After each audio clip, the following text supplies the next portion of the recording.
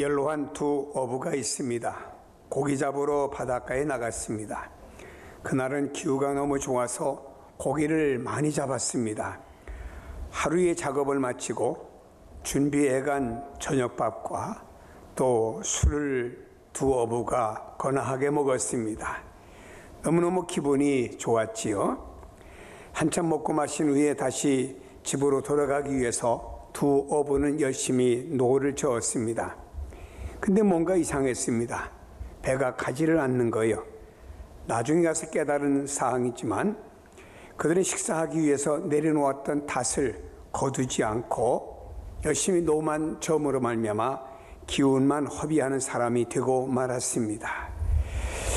이런 사실을 가리켜서 우리는 이렇게 말합니다. 황당한 일이라고 말합니다.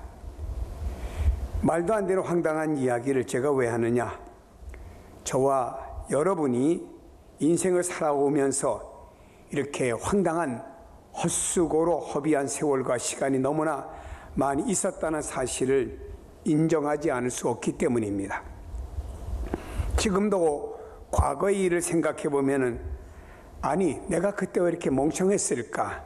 아니 내가 그때 왜 이렇게 바보 같은 짓을 했을까? 아니 그때 내가 왜 그런 미련을 떨쳐버리지 못했을까 하는 후회가 막심한 내용들이 우리 삶 속에 있습니다. 여러분, 이렇게 후회스러운 과거를 안고 살아가는 사람들이 의외로 많습니다. 우리 인생을 이와 같이 허비할 때가 많다라고 하는 것입니다. 술에 취한 사람이 술 취한 취중에 많은 실수를 저지릅니다. 가정에 가서 폭력도 행하고 또 여러 가지 할 말 못할 말을 많이 합니다. 이로 인해서 주변에 있던 사람들이 상처를 받게 되죠. 술이 깬 다음에 그 사실을 알고는 너무나 자기가 후회스러웠습니다. 내가 왜 술을 먹고 그런 일을 했을까?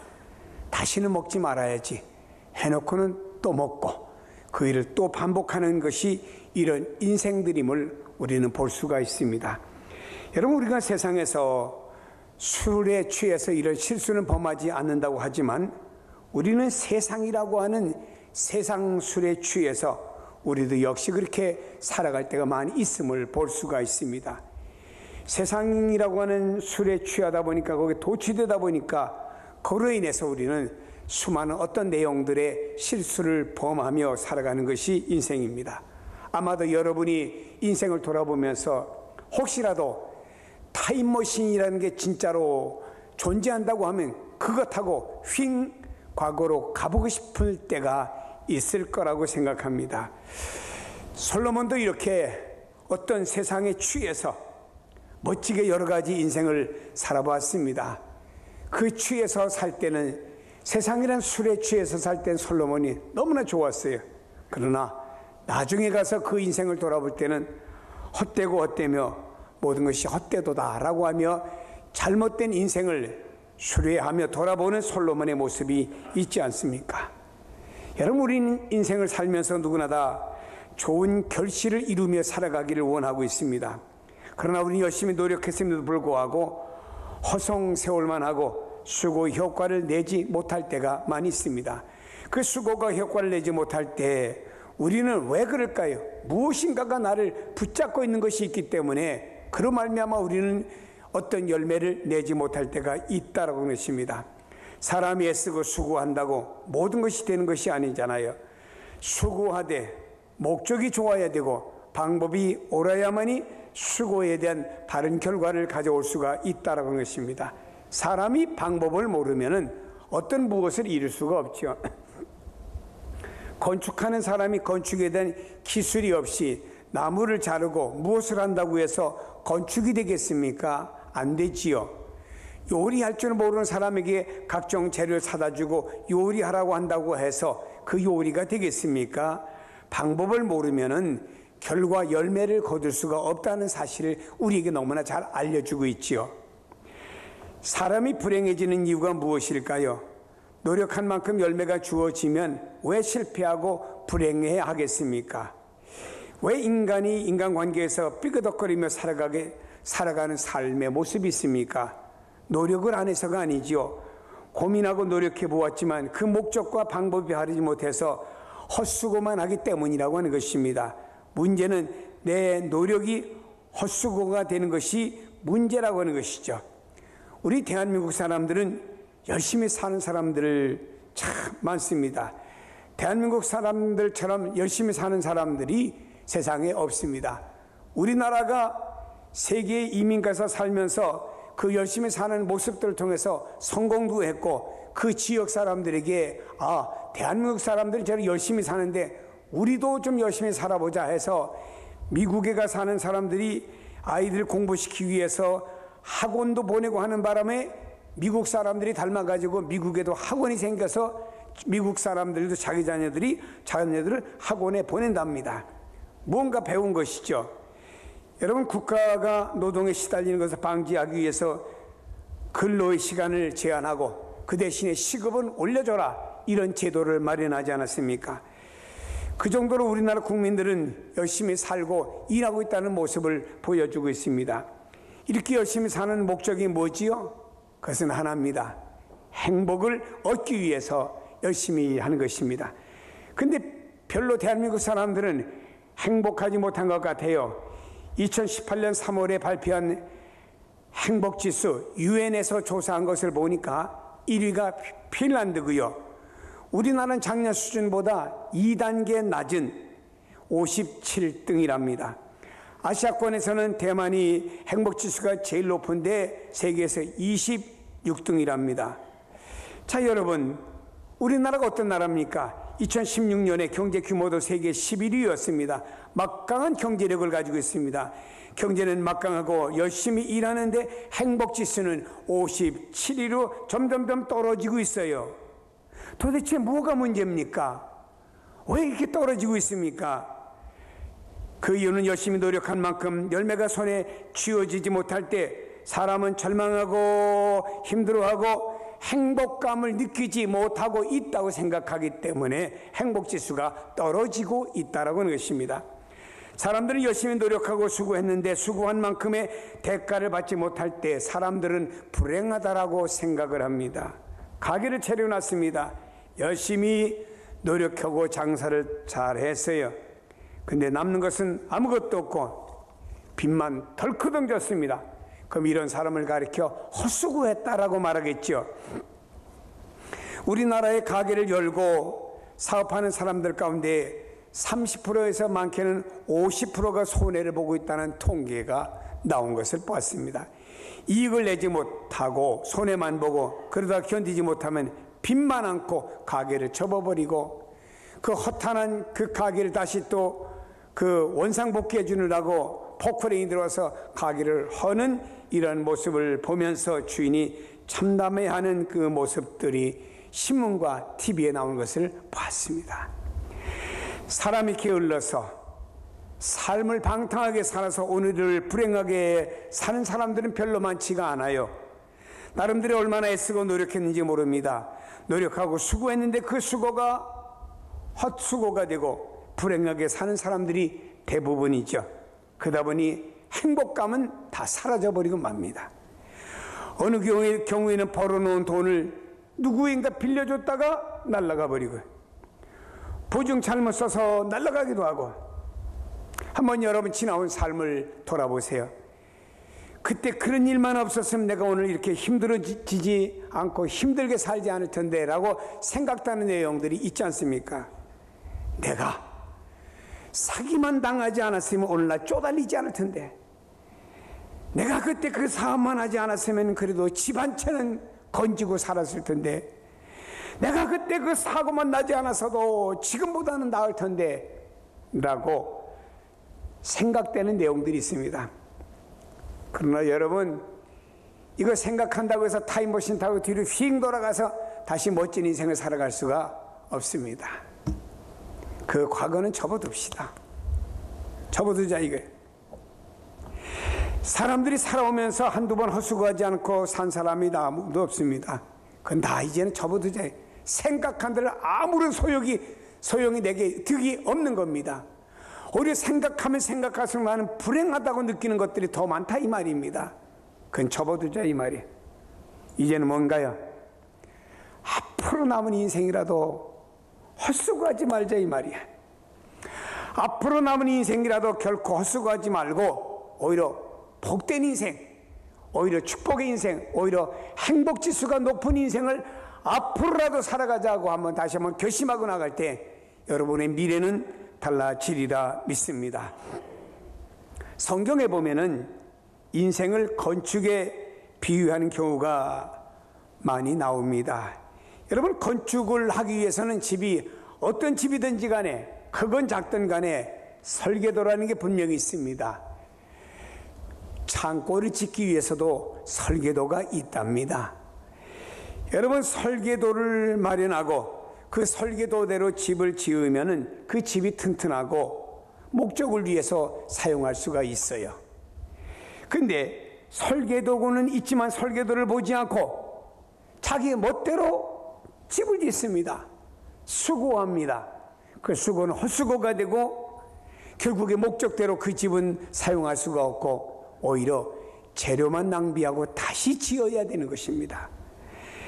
여러분, 이 땅에서 건축을 하기 위해서는 설계도가 반드시 있어야 되고 그 설계도대로 꼼꼼하게 집을 지어 가야 되는 것처럼 우리 인생도 헛수고하지 않기 위해서는 설계도를 잘 봐야 됩니다.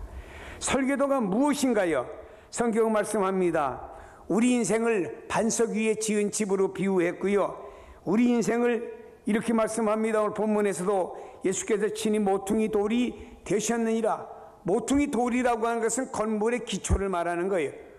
모퉁이 돌을 중심으로 해서 돌들을 쌓아가고 건축물이 그 위에 올라감으로 인해서 집이 완성이 되기 때문에 제일 먼저 중요한 것은 모퉁이 돌이라고 하는 것입니다.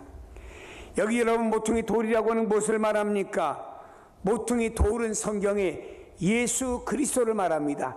예수 그리스도와 연합하여 사는 인생은 결코 무너지지 않는다고 말씀하고 있는 거예요. 요한복음 15장에 보니까는 예수님께서 말씀하기를 나는 포도나무고 너희는 가지다.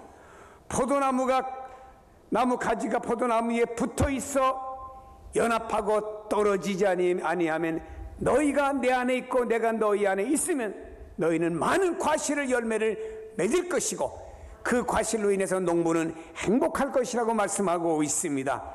그렇다고 하면 여러분이요, 모퉁이 돌은 무엇인가요? 예수 그리스도, 다시 말해 예수 그리스도 중심으로 모든 것이 이루어져야 된다라고 하는 것입니다. 예수 그리스도가 우리 인생의 설계도라는 사실을 잊어서는 안 되는 거예요. 사랑하는 여러분이요, 예수 그리스도에 관해서 기록한 말씀들이 성경 아닙니까?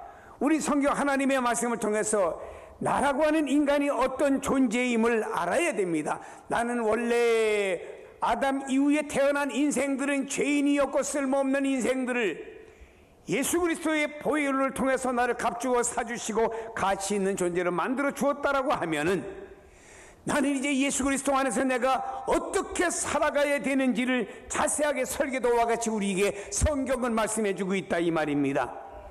우리는 이 성경의 설계도를 보고 따라가는 사람은 결코 불행하지 않고 주님의 영광과 은혜와 그리고 축복에 동참하는 삶을 살게 된다는 사실을 믿으시기를 바랍니다.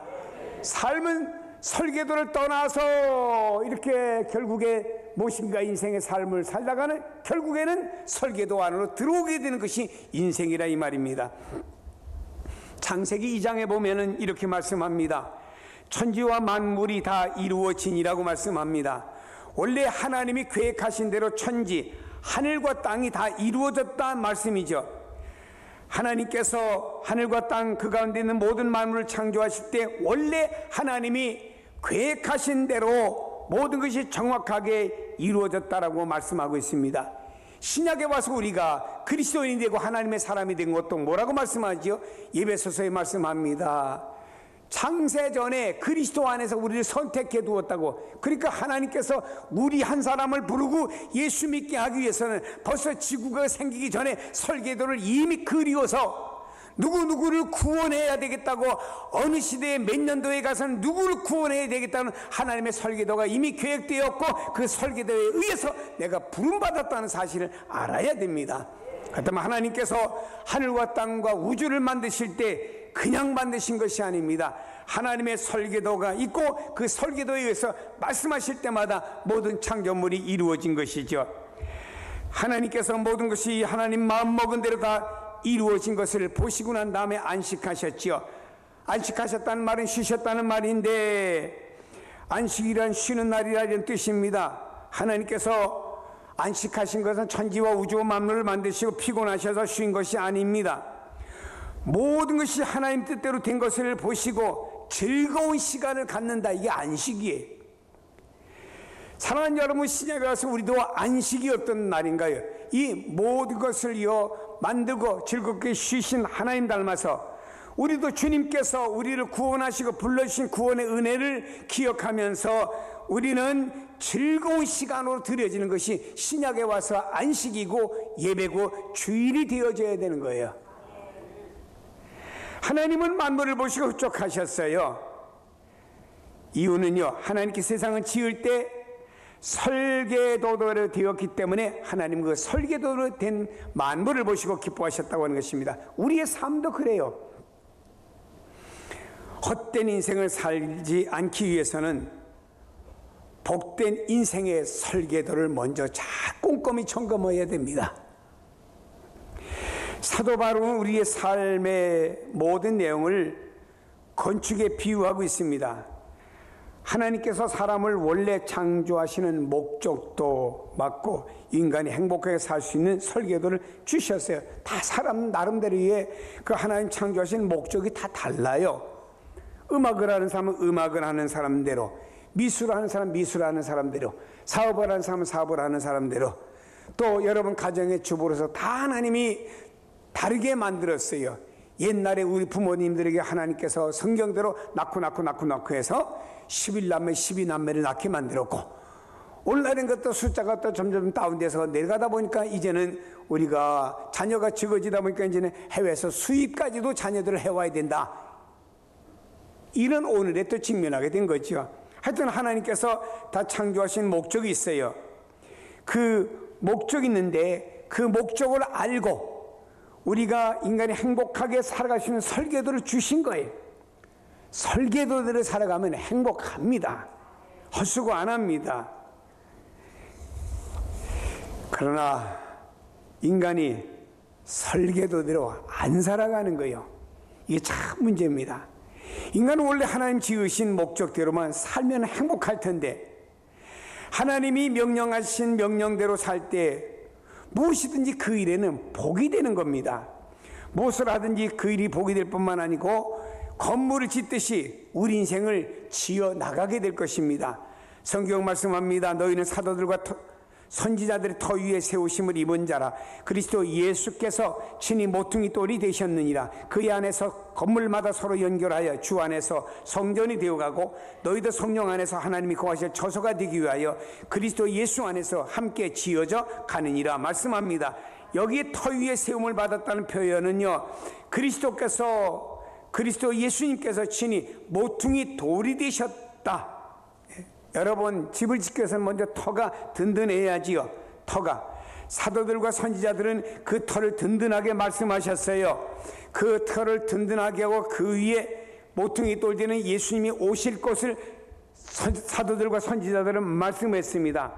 터를 든든히 닦고는, 옛날에 우리가 초가집을 짓고 기와집을 지을 때는 말입니다, 든든히 터를 닦고 다진 다음에 그 위에다가 기둥을 세우기 위해서는 돌이라고 하는 기초석을 놓습니다. 이 돌이라는 기초석을 성경은 모퉁이 돌이라고 말했어요. 세계 다니면서 옛날에 지어진 건물들을 보세요. 큰 기둥이 있으면 그 밑에는 엄청나게 큰 돌들 있지 않습니까? 이런 모퉁이 돌을 세웁니다. 모퉁이 돌로 인해서 그 위에 건축물이 세워지고 서로 연결이 되어진다라고 말씀하고 있습니다. 그러므로 성경은 우리에게 말씀하고 있습니다. 이 모퉁이 돌과 같은 그 위에다가 말입니다, 건축물을 세우듯이 그리스도 예수 안에서 함께 지어져 가느니라. 여러분의 미래가 이제 함께 지어져 가야 됩니다. 누구와 함께 지어져 가야 됩니까? 나 혼자 독자적인 방법과 내 생각으로 지어져 가는 것이 아니고, 성경은 그리스도 예수와 함께. 누구와 함께요? 내가 언제 예수와 함께라 그랬어요? 그리스도 예수와 함께라 그랬지.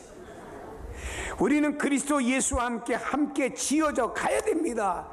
분리해서는 안 됩니다. 다시 말해 설계도가 없이는 건축할 수가 없어요. 그리스도 예수와 내가 분리되어 가지고는 내 인생을 행복하게 살아갈 수가 없고 원하는 목적에 도달할 수가 없다 이 말입니다.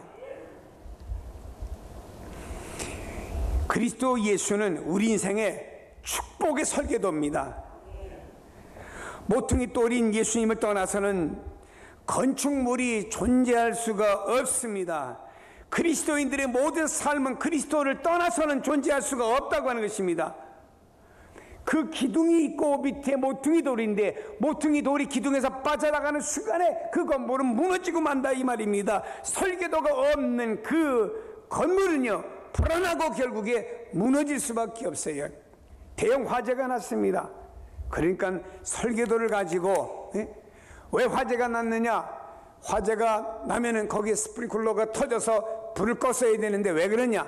그때 보니까 설계도대로 스프링클러가 제대로 작동을 안 했다. 어느 건물이 무너졌습니다. 왜 무너졌느냐? 무엇을 가지고? 설계도를 가지고 조사를 해보았더니 원래 설계도에 된 대로 건축 자재가 쓰여지지 않아서 무너졌다. 그러면 이 설계도가 모든 건축물에 제대로 지어지고 안 지어지고의 근거가 된다라고 하는 것입니다. 여러분, 우리는요 모퉁이 돌 되시는 설계도 되시는 예수 그리스도와 멀어지는 그 순간 우리의 영적이며 육적이며 모든 것들이 우리는 점점 다운될 수밖에 없다라고 하는 것입니다. 우리는 모퉁이 돌 되는 예수 그리스도, 그분에게 우리에게 주신 하나님의 말씀, 이것이 근거가 되어 살아가야 되는 거예요. 예수님을 더욱 사모하고 그분을 더 신뢰해야 되고 그분을 더 경외하며 그분을 더 의지해야 됩니다. 지금의 삶이 힘들고 고달픈 것은 지난날에 우리가 하나님의 말씀대로 순종하지 못한 것이 원인일 때가 많이 있다라고 하는 것입니다. 우리는 주님의 뜻을 구하기보다 내 뜻을, 아니 내 생각을, 내 힘으로 내 인생을 살아가려고 닷은 내려져 있는데 노를 치는 헛수고의 인생이 얼마나 많냐 이 말이에요. 아이가 글씨를 배웁니다. 엄마가 쓰라고 줬더니 제대로 쓰지를 못해요. 그때 아이에게 엄마가 펜을 잡게 하고 내 손에 힘을 빼라, 엄마가 쓰는 대로 그냥 내가 따라 써보라고 그럽니다. 이때 이 아이는 자기 몸에 손에 힘을 빼고 엄마에게 맡겼어요. 엄마한테 의지했습니다. 엄마가 글씨를 쓰는 대로 맡기는 거예요. 그때는 글씨가 잘 써진 거예요.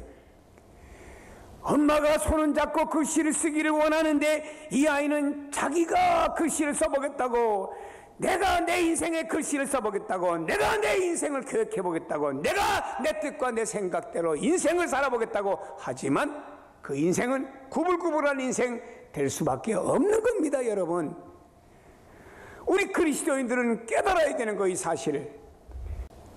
여러분, 행복이라고 하는 것이 그런 환경만 좋아진다고 행복한 것은 아니잖아요.